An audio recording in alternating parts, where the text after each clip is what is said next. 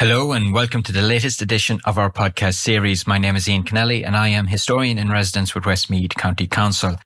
This is the second of two episodes in which we discuss the life and career of Westmeath's Laurence Ginnell.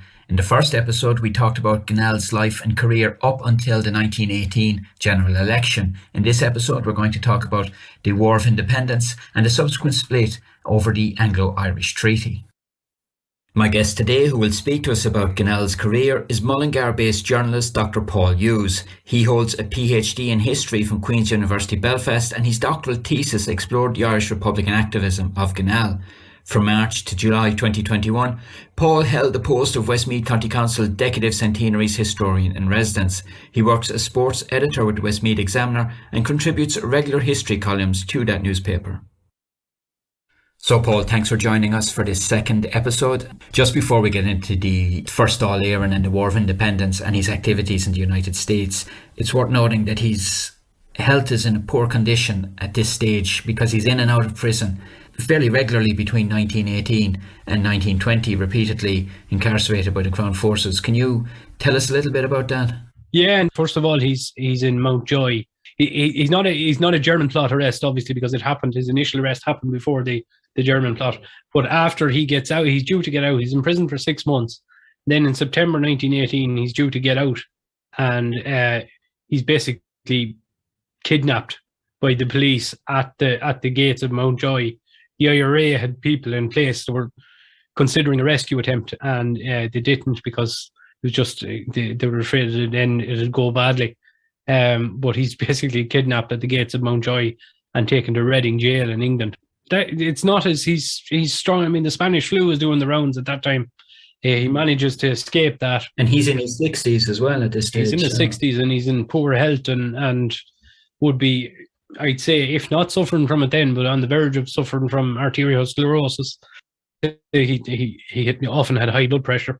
But so the first stint, the stint in Reading, he's writing profusely. He writes a book on stating the Irish case, basically to the world. Writes it for the attention of President Wilson. It's possible that it ended up in Wilson's papers, but of course Wilson, I don't think Wilson would have taken much notice of it. But he's writing constantly. He's writing pamphlets for Sinn Féin, and these have, of course, been censored as they come out. So he never stops. Early 1919, then he's released on the grounds of ill health. He comes back to Ireland and sits in the first Dáil, and he's he's appointed director of propaganda for the first Dáil, which, given what we've talked about before, isn't a surprise. He's limited in what he can do during this time because I think he's involved in the production of the Sinn Féin Review, as it was called, which was a film, propaganda film for Sinn Féin. He organises the Dáil's first, the Dáil record as we see it today. He's involved in organising that and starting that off. But again, as you said, he was arrested at the meeting in Athlone, where there was that famous bayonet charge. And he ends up back in prison for the next 3 months. And during this time, his mental state and his physical state declines considerably. And the British have to release him in early September 1919. And he basically he spends the next 3 or 4 months in the Aran Islands recovering. They re-arrest him at the end of March 1920. And after a couple of days, Alice Ginnell actually went to the officer in charge of Dublin Command, the army, and remonstrated with him, and he was released after a couple of days. Basically, there was a lot of outcry. If you read the regional newspapers especially, there was a lot of outcry over why a really ill and aging man had been arrested like this. And the British said it was a mistake. I don't know if it was a mistake because he was arrested at the National Library. There might have been a suspicion that he was exchanging information, because if you look at the Bureau of Military History statements, that you see libraries like Capel Street Library, places for intelligence exchanges. So healed the hunt. They said it was a mistake, and he was released again. And that brings us up then to the summer of 1920, where there's a question what he's going to do next, state of his health, and how can he go on in Ireland where there's this constant threat of arrest. But because of his background as a pamphlet writer, as a propagandist, as a somebody who can generate publicity, that presents an opportunity. At this time, Dáil Éireann has official and unofficial representatives all around the world. You have Arthur Breen in Britain and Nancy Wise Power in Berlin and Eamon Bulfins in South America. And of course, Eamon de Valera spent much of the previous period in the United States of America. And they're on publicity missions for the Irish Republic. So Dáil Éireann sends Laurence Ginnell to the United States to continue that type of work. And he leaves with Alice, his wife, in July 1920, and they head first to Chicago. Is that correct? Chicago, yeah. The Dáil, basically, he kind of suggested Argentina. Arthur Griffith, funny enough, suggested that he go to the south of England. And I often wonder, was that to do with the outbreak of agrarian violence in Ireland at the time, that in the spring of 1920? They're telling someone to go to the south of England, you know, you're talking about the belly of the beast. But Ginnell suggests Argentina or America. America's decided on because the Dáil appointed these kind of regional consuls, if you like, who were kind of sub-ambassadors in various cities. And New Orleans was one, I think Los Angeles, but Chicago was one. And of course, Chicago would have a huge Irish presence. And basically what his remit was at this time, what he was told to do was to, and I think he was still this floating director of propaganda, because Erskine Childers wasn't appointed director of propaganda until Ginnell was appointed to the envoy position in Argentina. So at this time, he's kind of a roaming director of propaganda, if you like, and he's responsible for this, gauging opinion and attracting support in the Midwest region of the United States, the breadbasket, if you like, which has its own kind of agrarian history. And so he's based in Chicago, but there's about 12 or 13 states in all where he's asked to drum up support. Just before we get into the states for which he had a remit, he arrives at a time when there's a split amongst Republicans or Irish Republicans in the United States between de Valera on one side and on the other John Devine and others. Can you explain the situation that faced Ginnell just after he's arrived in the United States? Yeah, it's deteriorating substantially, and he kind of puts his foot in it when he arrives. There's this the whole debate about what de Valera's Cuba analogy, and the first thing he does when he gets to New York is he gets in touch with the Westminster Gazette journalist who basically de Valera blamed for misrepresenting him. And something to do with making contact with Indian activists in the United States. And Joe Begley, who is de Valera's secretary, you'll see in de Valera's papers in UCD, sent Ginnell a letter basically tell him, I've told you once and I've told you again, don't get in touch with this man and stop interfering in matters that aren't your business. So, he puts his size 10s into it straight away in a big way, But the relationship between Devoy and Coughlin and de Valera is terminal at this stage. And as Ginnell goes on through the summer and into the autumn of 1920, and at this time the de Valera forms the new organisation, the American Association for the Recognition of the Irish Republic, which is the most it's a mouthful to say it. Yeah, it's not good publicity. I remember giving a lecture about his time in America once and just said, just call it the AA from now on. So I might call it the AA.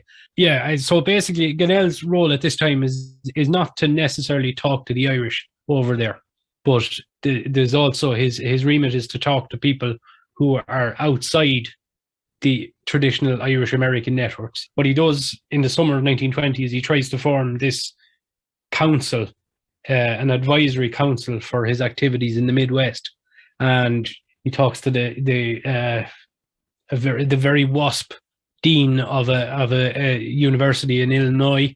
He's talking to a rabbi who it's one of the leaders of Reform Judaism. He's talking to the likes of Jane Addams, who was a very prominent labour and women's rights activist. Different people from different backgrounds, not necessarily Irish, who they can possibly drum up support from. He takes a very, very strong interest in the American labour movement.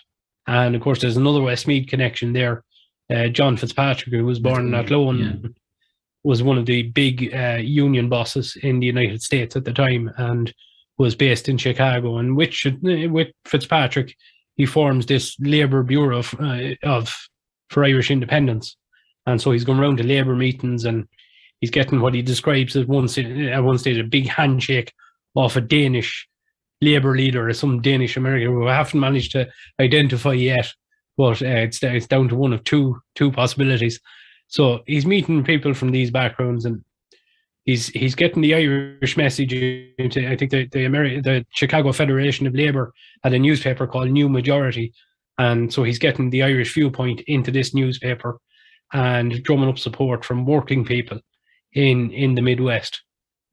And that continues until the autumn of 1920, when his legendary single-mindedness intervenes and upsets people, and he eventually gets moved on. Yeah, so basically, James O'Mara comes out from Washington, I should say, and he comes out to the Midwest. And James O'Mara will be a former Irish Party MP, of course, and very much had turned to Sinn Féin in 1907, but is very much the financial brains of the Dáil operation in the United States. Basically, at this time, Ginnell decides to set up a loan in the Midwest, which is based out of an office in Chicago. So he's basically fundraising from, or organising fundraising for the Midwest. But this very quickly, it begins to clash with the fundraising activities of the AA, as we'll call it. So he's kind of running his own republic, if you like. This fundraising that Ginnell's doing, this is totally off his own bat. There's no... Off his own bat, yeah. I think he had received advice from Dáil Éireann at one stage about floating a loan, but of course that whole scenario had changed with the new organisation that had been started. You can see how that would upset people. Yeah, and there's a letter basically saying that, they're small enough, it's a small enough fundraising operation, but enough to hurt the AA in Illinois and in the Midwest. Yeah. So he's basically told, please stop. And he raises not for the time and not insignificant sum of money, and that's basically ring-fenced then by the Dáil, and it's used years later as a kind of a pension fund for surviving the dependents of people who were killed in the Rising or the War of Independence. Okay. So Michael Collins kind of ring-fenced it and set it aside for it was called the Ginnell Fund. So to get him out, Dáil Éireann sent him on a tour of the southern states, Texas, New Mexico, and just to ease kind of any tensions with O'Mara. And he spends... I'll just stop you there for 1 second. So basically he's sent to these southern states. So he's gone from a situation where he's in more urban areas, Chicago, surrounding states, and he's dealing with people that they might not have an interest or knowledge of the Irish situation, but they're of a similar kind of a background as regards agitation on workers' rights or agrarian issues. But now he's entering into a very different landscape. Big time. And he actually wrote a piece about it for the Catholic Bulletin when he came back. And he refers to his time in the southern states, and he encounters a lot of what you might call nativist sentiment, and very pro-British, very anti-Catholic, and he would have met a lot of, what would you say, aggressive, hostile audiences who basically, some of them described Irish republicanism as being a church movement, and that all you Irish love roast Protestant for breakfast, and this is the wording Ginnell uses. So it's a rough couple of a rough month or two down in the deep south. And this is I don't think he doesn't visit Alabama, I don't think. No, but no, it's Arizona, Texas, and New Mexico. But this is the time the Ku Klux Klan is rising again, and you have that lone priest who's killed in Alabama or murdered in 1921, James Coyle. So that, it shows the level of antagonism he might have faced in audiences. that's the sort of, and I think he managed to get himself by, and I think, advancing the view and stressing the secular nature of, I think some of these lads didn't even want to hear about secular republicanism or anything, or didn't really care, but he would say as well that he met people who were very much friendly to the Irish cause, but definitely there were, wherever Ginnell went in the past, he might have a lot of friendly crowds, but certainly this time it was an experience.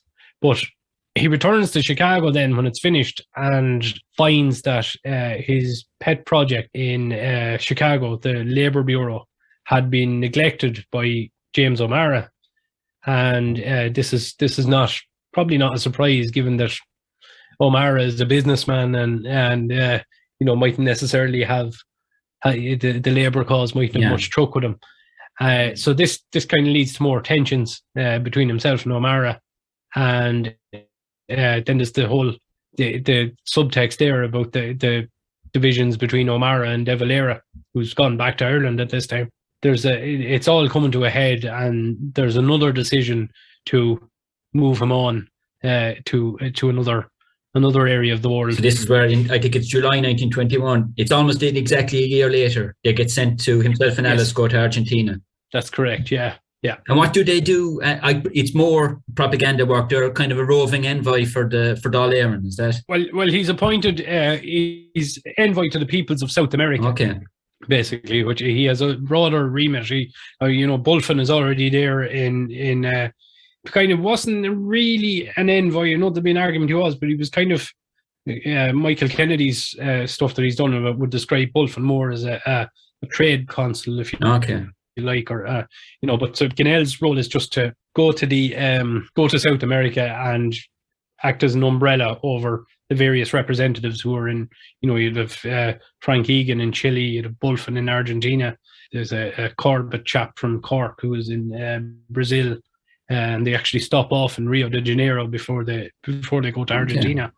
And Jasper Nichols in Bolivia. So basically, he's an umbrella for all of these and coordinating them. This is a time as well when De Valera has been elected president of the Republic. There's changes coming in Sinn Féin to how it's been organised. Maybe De Valera felt a little bit that he was losing control, and he wanted people in the right places. And so Ginnell was basically any fundraising and any propaganda that was happening, he wanted Ginnell coordinating it. Alice wasn't too pleased with the idea of going. Her husband was not. His health was dicey enough. When they were on the boat, they realised that, or they got word that the truce had happened in Ireland. So Alice was kind of, God, if we had heard that the truce was coming or it was going to happen, if we had any indication, we wouldn't have gone to Argentina at all. But they got there, and the truce had happened, and effectively it was too late for anything substantial to happen in Argentina. Perhaps if they'd gone a year before, around the time Terence McSweeney was on hunger strike, and around the time he died. That's another thing I should say. Ginnell was actually part of a delegation that met the US Secretary of State to put together some sort of a memorial for Terence McSweeney. But if he had been in Argentina at the time, that might have been an opportunity for him to start something really substantial. And of course, that was the height of the War of Independence as well. But there was a truce now, and there was a feeling in Argentina that things were coming to an end. There was a resolution. And the other one interesting part of it is the fact that he was basically going to Argentina to talk to people from a fundraising point of view, Irish people who were basically cattle ranchers. So you can see the kind of contradiction. The man who was the bane of cattle ranchers in Ireland going to Argentina to talk to cattle ranchers about the Irish cattle ranchers about raising funds. But Patrick Little, his witness statement has, and his reports back to Dublin, which you'll see in the documents in Irish foreign policy papers. He was kind of apathetic about the Irish out there, and he kind of maintained that they were hamstrung by their business interests and their connections. If there were cattle ranchers, they were producing meat. If they had a meat business, they'd require freezers and equipment that came from British producers. And so there was a sense that in Argentina that there was so many levers that the British had control of economically that the Irish out there had no real opportunity to push the Republican thing too far. Having said that, there was, plenty of scope for propaganda success in terms of encouraging people to part with their money and to really put their necks on the line.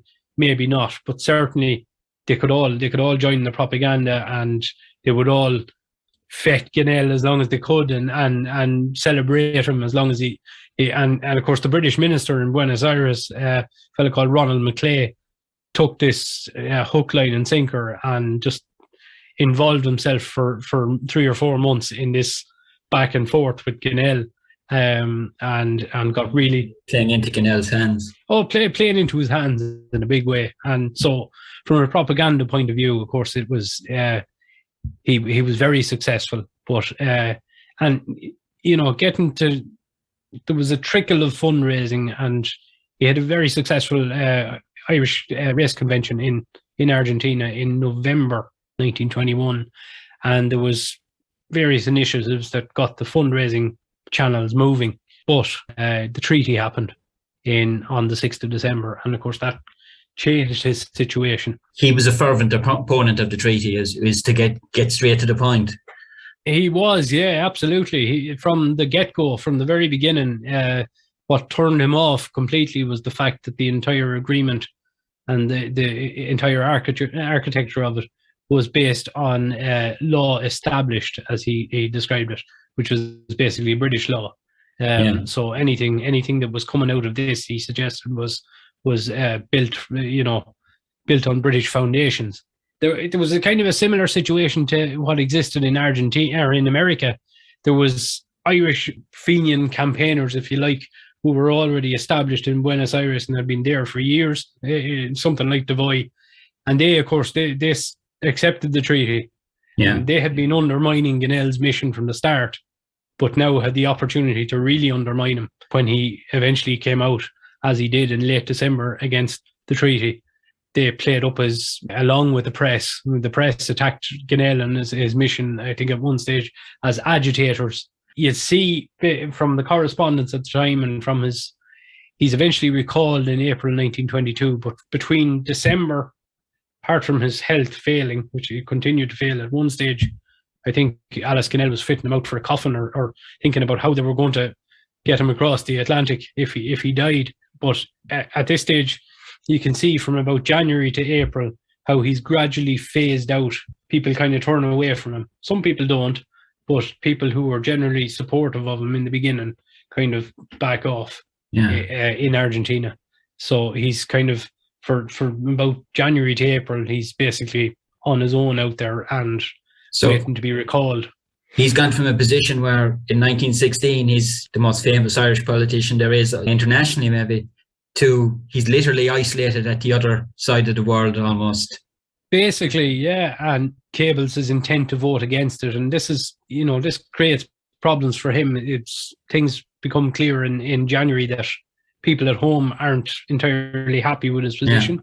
Paddy Brett, who was a Mullingar, very strong activist and Ginnell's main lieutenant for years and years, said that he had to part ways with Ginnell on the issue of the treaty. His own father-in-law, James King, Alice Ginnell's father, was basically pro-treaty, and Alice's sister-in-law wrote to Argentina telling could he not reconsider his position, and there's a lot of personal tension, and he doesn't fall out with his father-in-law over it, but his father-in-law respects his decision, but you can see the tension there, and how I think at one stage he describes the treaty as a personal as well as a political disaster for him. But he sticks to his guns and sticks to his position. He wasn't really a guy for turning. No. If he turned, it would have to be his own, he convinced himself to turn or to change his opinion, but there's no obvious pattern of that throughout his whole career, You say he gets recalled, so he comes back to Ireland for a short period before he then moves on to the United States. He does, yeah. He comes back in late April, early May 1922, and he goes two things. He starts writing propaganda for the anti-treaty side, and he actually goes into a nursing home in Bray.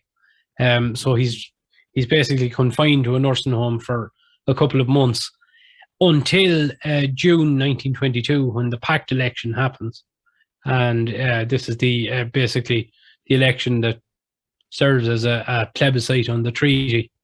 And he's kind of urged by Alice to get out of his sick bed and come back to Westmeath, because people nearly had him dead and buried at this stage.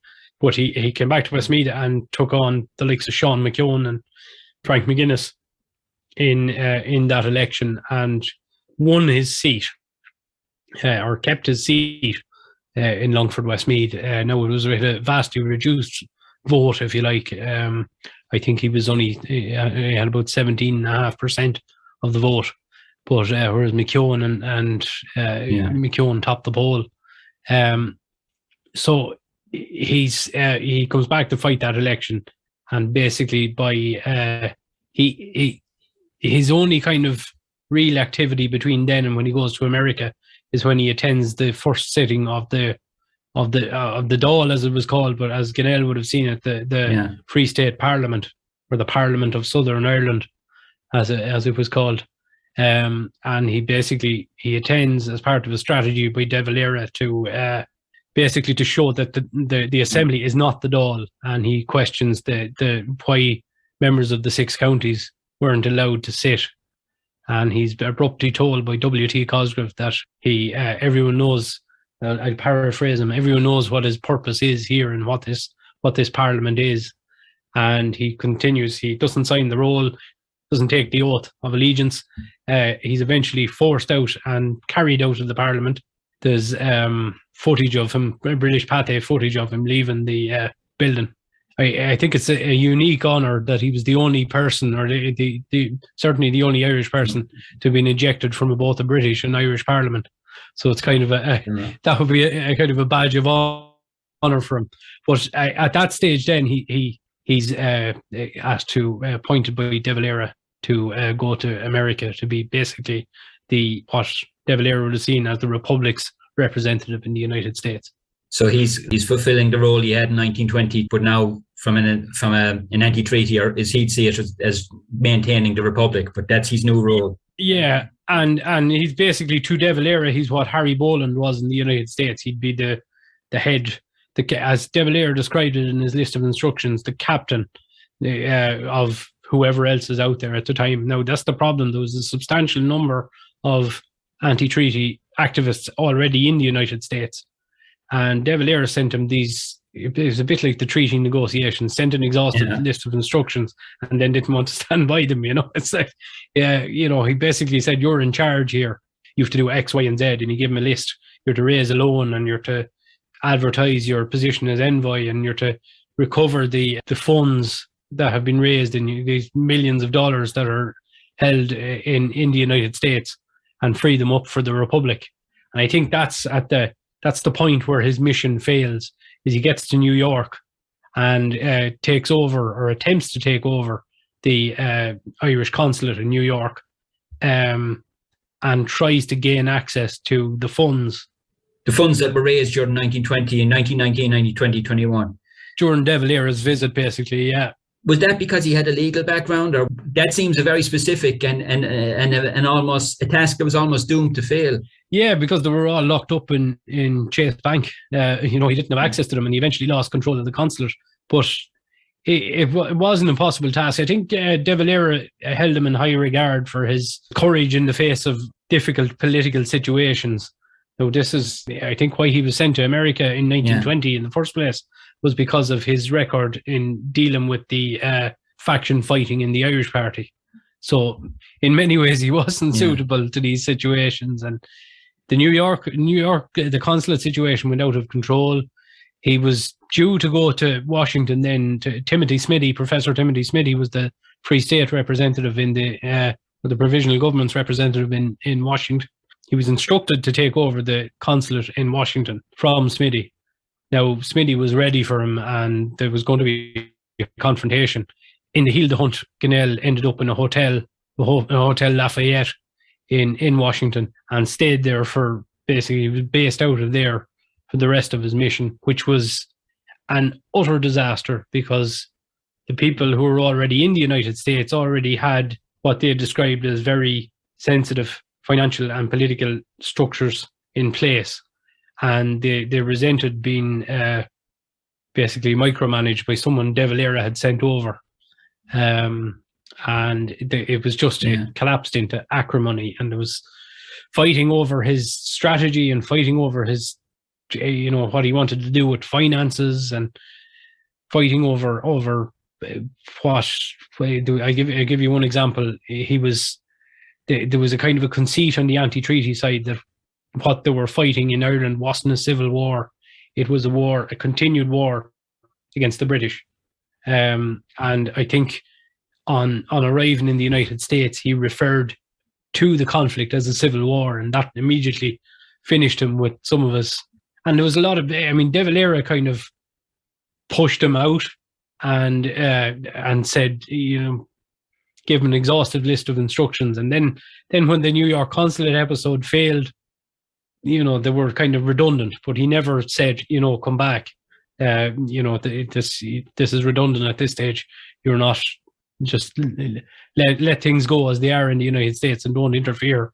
And he kind of gets backed into a situation then where Ginnell is trying to do one thing with his mission, but De Valera struggles to define it himself, what he wanted Ginnell to do there. And you see him writing to Joe McGarrity and Sean Moylan and different people who were over with Ginnell in the United States, saying, could you not work together, or could you not get on peacefully?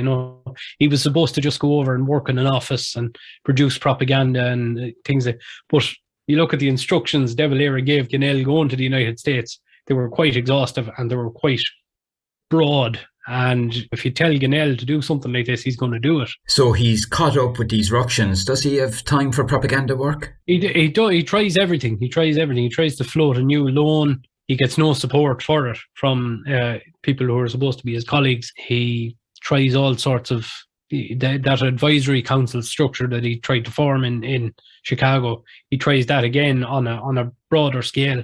I think he's very John Finnerty, who'd be the president of the American Association for the Recognition of the Irish Republic. That mouthful again. Finnerty, he becomes very close to Finnerty, and I think there's a view among some of the Irish activists that Finnerty is a politician, and that some people in the higher ranks of the AA are recruited and operated by American political interests.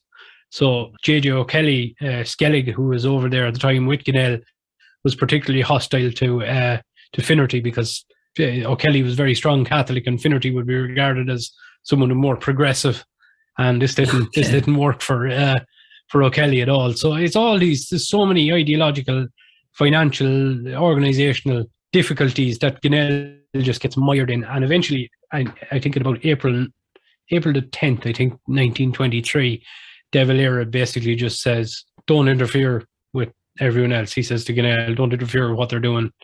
Don't interfere with fundraising. Don't do anything." And basically just leaves him out on the. And of course, he dies a week later. And you see in De Valera's letters to America, he's particularly upset about this because, it's not probably felt that his decisions and his instructions contributed to that. His stressful last few months. It must have been a blow, that letter, a week before his death, to say that effectively, look, you're done for. Yeah, it should have been done in December, in January, when the consulate, the New York consulate episode went astray. But he didn't. And maybe it was the situation at home that De Valera was facing, but he just didn't grasp at an early stage that we got to stop this. We got to give him a defined job and deal with it there and then. He just didn't seem to want to deal with it. The less De Valera dealt with it, the more Ginnell, as he always did, charged on and had no difficulty in making enemies. But it was an unfortunate and a sad end to a long career. And what was the reaction to news of his death amongst his current colleagues and former friends and colleagues? Did it make the news in Ireland? It was news in Ireland. I'd encourage it. Evening Telegraph, T.P. O'Connor wrote an obituary wrote Ginnell's obituary for the Evening Telegraph, and it was syndicated in many newspapers. The Northern Whig in Belfast, I think the Northern Whig was in. But it was a really interesting obituary. Kind of describes, O'Connor said that he liked to imagine figures of the Irish Revolution as comparing them to people who took part in the French Revolution. And he described Ginnell as the Irish version of Jean-Paul Marat, someone who had physical difficulties but had this kind of inflexible defiance that got him through each stage and just pressed on. But I think generally there was sadness in Ireland, and I mean, even the Examiner had a glowing obituary. It's something you wouldn't have expected between 1911 and 1917, that Hayden would have been prepared to do that. But I think there was a recognition that someone who always battled for Ireland, regardless of any flaws they may have had, had passed on, and that there was nothing but even if you read the British press at the time, even the British press had respect for him, and were sad to see him go, and we're thinking back to his performances in the House of Commons, and he always provided good copy for journalists as well. So it was absolutely, yeah. Well, just just the final question: because you've studied him so much, what's your opinion of his life and career? What's your personal feeling towards him? I don't want to overstate his importance. I think he's very much a second-tier leader throughout his career. He's second-tier. He's not in a position maybe that Michael Collins or Eamon De Valera were, or even Harry Boland or someone like that. I think in certain categories where he was a major contributor, propaganda, political organisation, the by-elections, I think he was at the height of his powers between when the First World War was on, when there was that particular period, what Eustace Augustine would describe as the public defiance period. That's when he was at his best, and when he was at his most powerful, when there was propagandizing to be done, when there was organising to be done. And I think he was at the height of his powers, and as a result became internationally known, and would have had an international status that Collins and De Valera wouldn't have had at the time, And I think then after that period of imprisonment in 1918 to 1920, his power declined, and his relevance to the movement. I don't want to say his relevance to the movement declined, but certainly his influence when it got to the point of fighting for the War of Independence and building the state. It's not necessarily, he wasn't a military man. He's not a state builder. He's not a compromiser. Inevitably, he's going to take more of a back seat. But I think then he moved on maybe to this sort of emeritus role, going around the world, putting together a viewpoint of what the Irish state would look like, and what conceptualizing Irish freedom and Irish independence for people abroad. And I think that's probably his biggest achievement, is advancing a different Ireland, a view of a different Ireland to the world, be it through the House of Commons or in its various appointments abroad. Thank you, Paul, and that brings the latest edition of our podcast series to a conclusion. Thank you for listening.